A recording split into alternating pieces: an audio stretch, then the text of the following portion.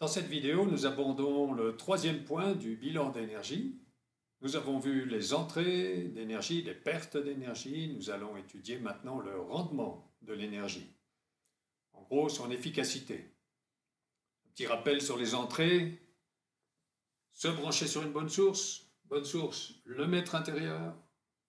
La deuxième, la nature. La troisième, les relations respectueuses. La quatrième, la médecine de l'énergie offre cette possibilité d'augmenter l'énergie du patient. Les deux grandes pertes d'énergie, les vampires et les sirènes, perte brutale, perte subtile de l'énergie, mais perte importante. Nous abordons donc maintenant le rendement. Il y a des personnes qui ont comme ça une bonne vitalité, mais finalement ils ne produisent rien. Et c'est un peu la situation de beaucoup de gens. On a de l'énergie, mais il n'y a pas de changement, il n'y a pas de réorganisation, il y a quelque chose qui ne va pas, il y a quelque chose qui freine.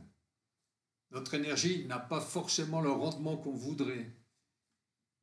Eh bien, en réalité, c'est vrai. Notre énergie est en quelque sorte sale. On pourrait dire que l'énergie est sale. L'énergie, on va comparer ça avec un ordinateur lent, chargé, avec des vieux programmes, des vieilles informations. Il répète la même chose tout le temps. Il ne sort pas de son... Il est lent. Tout le monde connaît ça, a connu ça. Il faut en gros, il faut le formater. Eh bien, c'est la même chose pour l'être humain. L'énergie de l'être humain est en quelque sorte sale. Elle est remplie de vieilles informations, obsolètes et souvent toxiques.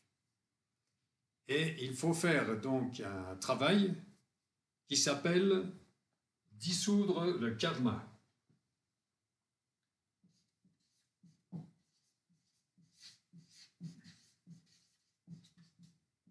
Le karma, c'est le présent du passé. C'est l'ensemble des informations en relation avec le passé, des informations récentes ou plus éloignées de cette vie-ci ou d'autres vies pour ceux qui admettent l'idée. Ces informations sont présentes comme une information dans un ordinateur et ne disparaissent pas comme ça.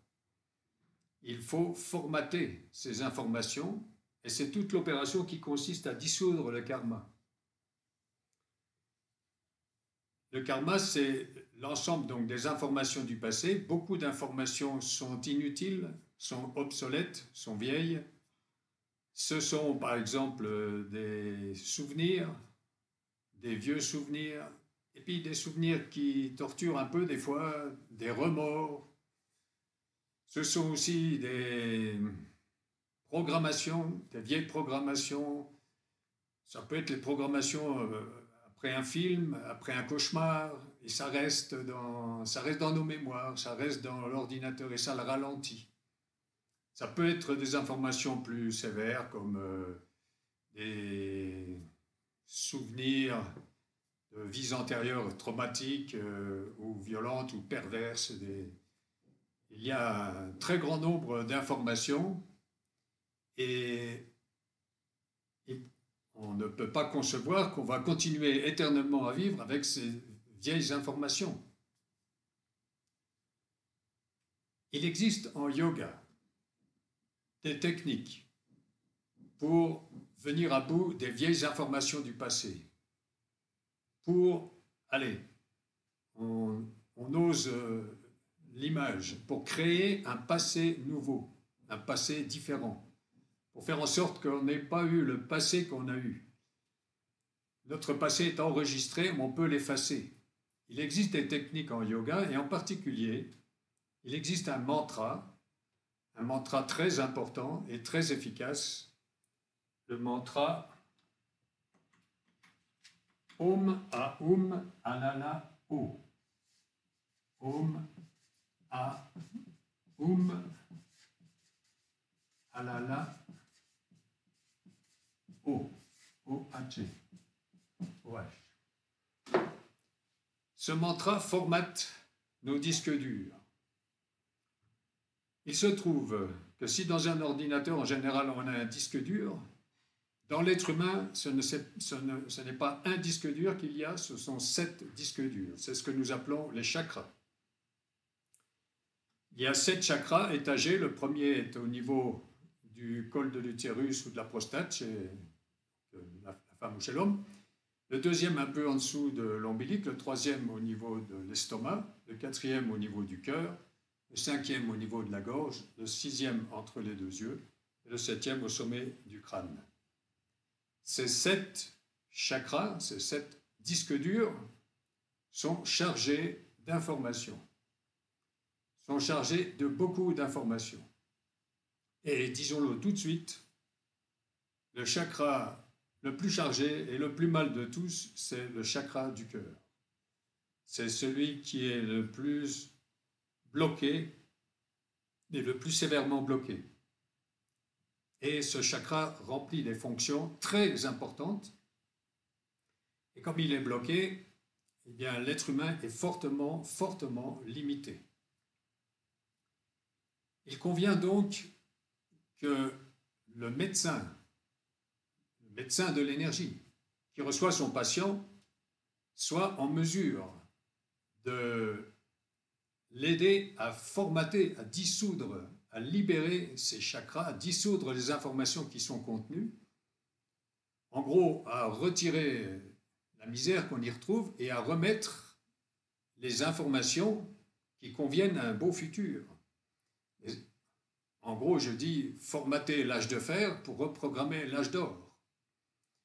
Il faut que le médecin puisse offrir ce service-là à son patient, sinon on va tourner en rond.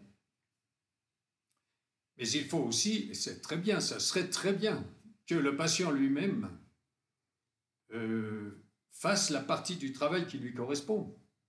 C'est-à-dire qu'il peut lui-même formater ses disques durs, il peut formater ses chakras, les vieilles informations du karma, il peut se libérer du karma.